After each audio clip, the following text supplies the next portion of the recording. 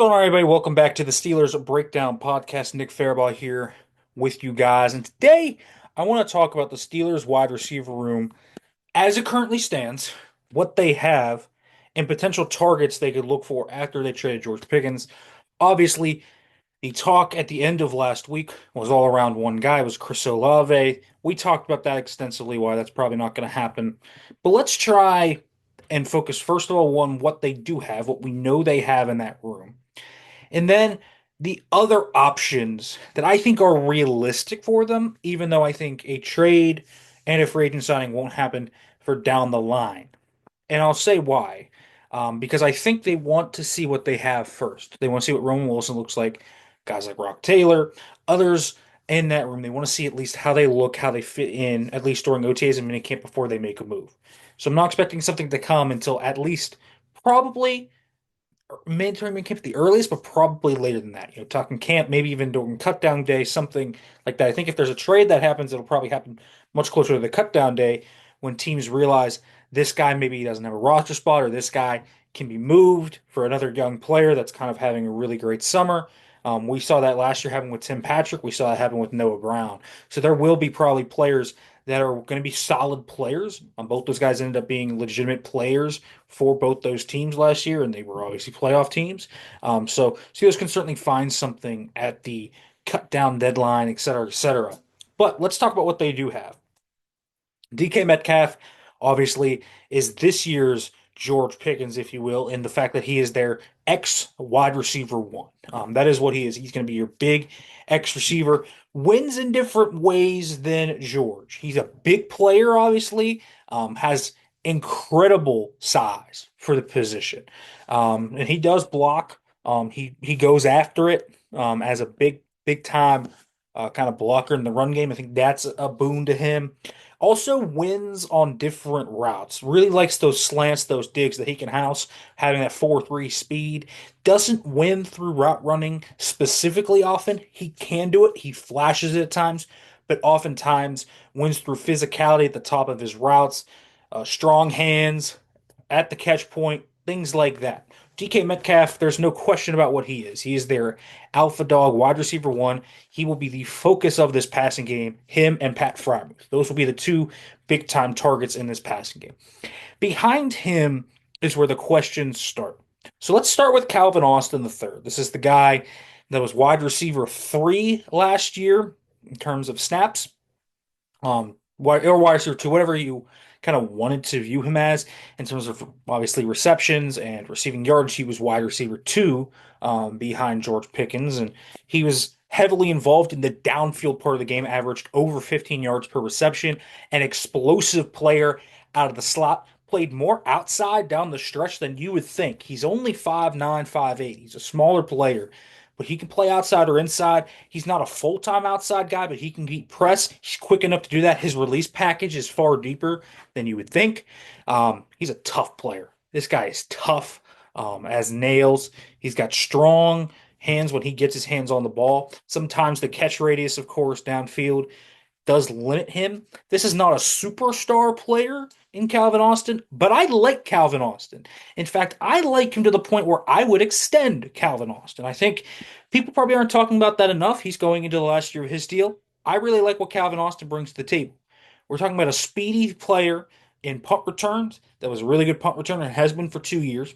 We're talking about a guy that can be a gadget type of screen player. I don't think they've explored that part of his game just yet. He's a route runner type, going to be the one that gets the most separation, and he can win down the field. So I really like Calvin Austin what he does. He has obvious limitations just with his size and things of that nature. But this is a good football player, and so I like Calvin Austin. He's definitely a wide receiver. He's a very good wide receiver three. I don't think I would trust him as a wide receiver two, but you have him as a wide receiver three. You feel comfortable with that, and I think, and I would extend him long term. It's not going to cost a ton of money, and he's a really solid piece for you on special teams and in your wide receiver room. Roman Wilson is the biggest question on the team in terms of what is he.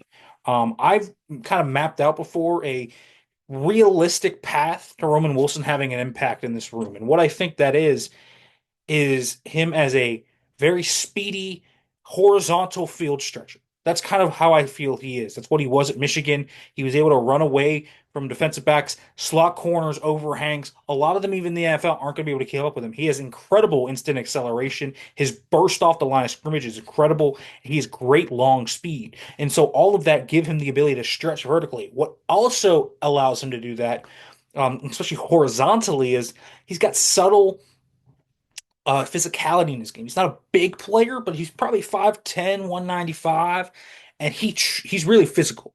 He plays bigger than his size. And so he will separate at the top of routes. Now, he's not a guy that's going to play outside a ton because he can't really get off press. He doesn't have a consistent bag of releases. But when he gets to the top of that route on over routes, on drag routes, on things of that nature, slants, he can really actually use his kind of, I want to say bravado almost. He kind of has that to him. He plays with arrogance for his size that he does not have, right? He plays like he's 6'2" at times, and that's something that I think is interesting about him. So he can separate through some physicality. He's a willing blocker. We'll see how good he is at it. He's willing. He's really highly coachable. But there's definitely limitations in his game from how much he can beat press. I think his route running is raw. He's not got a ton of nuance there. So it's really a very specific niche role that he was good at in Michigan that he can do in this offense too from those condensed splits with his instant acceleration and his traits there. But we have to see how well-rounded he's going to be. How much development did he have this offseason? Because he was fully healthy this offseason. So how much development did he have this offseason? We will see in his game. But right now, he was rough around the edges. At Michigan, he had a very specific role.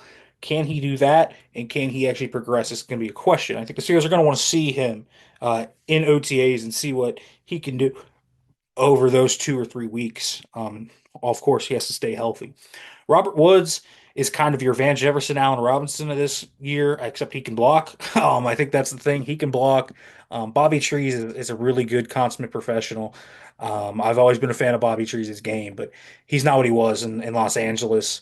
I do like the fact that he comes from the McVay scheme, played with Bobby Slowick, Shanahan offshoot.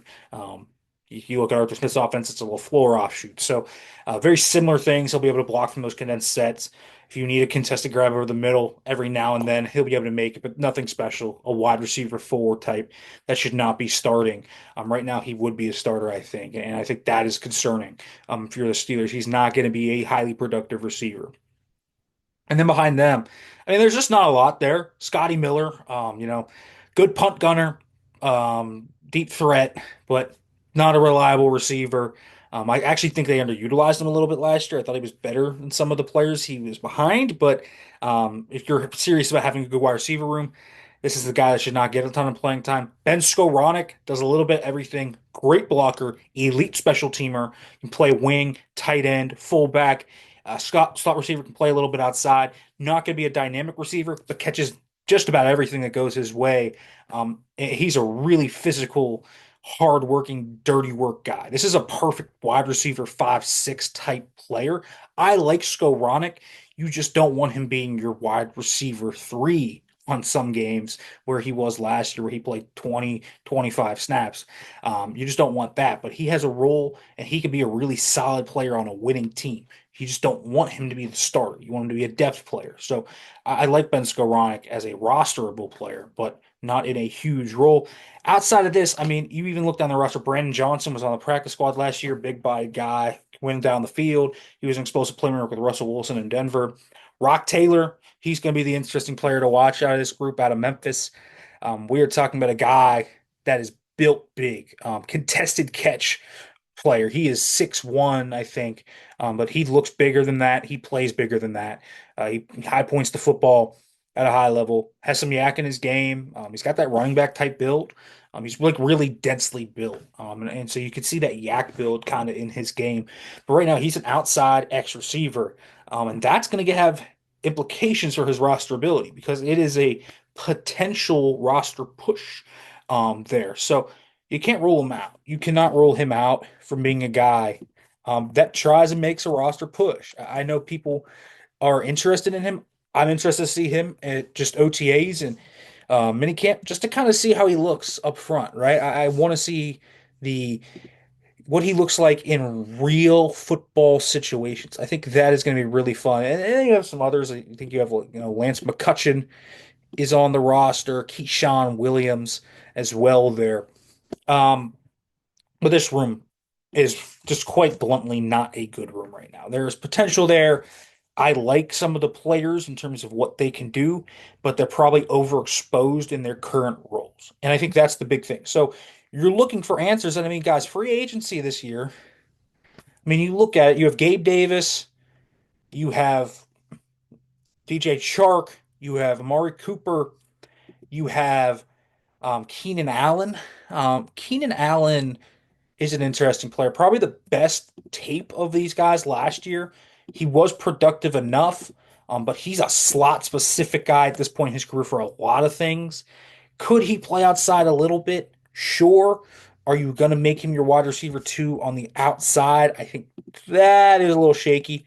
Amari Cooper, route runner type from a standpoint of pure fit, probably makes the most sense in terms of skill set fit, but not great tape. Was outsnapped by Mac Hollins of all people, and I like Mac Hollins, but again, he ain't like that in the Buffalo's playoff game and kind of down the stretch. So I have concerns there if he can get back to it. Again, that's a dart throw looking for upside. Both those two are. Gabe Davis, a willing blocker, downfield threat. Um, you could talk me into it for cheap. I'm not a huge Gabe Davis fan. He doesn't really separate at a high level. I think he's a pretty limited player in what he can do, but if you wanted that role, you could do it, but is he a bona fide wide receiver too? No. And then DJ Chark is another big body player. None of those guys are certified wide receiver twos at this point in their careers. Um, some trades, I mean, that you could make sense. I mean, I like the Packers guys, Dubs or Wicks. Are they? I think Dubs has the ability to be more productive with a higher volume statistical offense. I also think Wicks could be. I love his route running, but he's got some inconsistencies with his hands.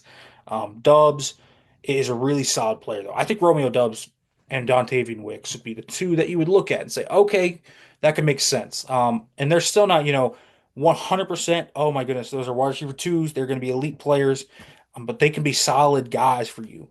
There are some other names maybe that come free. I mean, maybe someone from the Texans does that can maybe be on the outside looking in at Xavier Hutchinson, for example, or a John Mechie potentially there.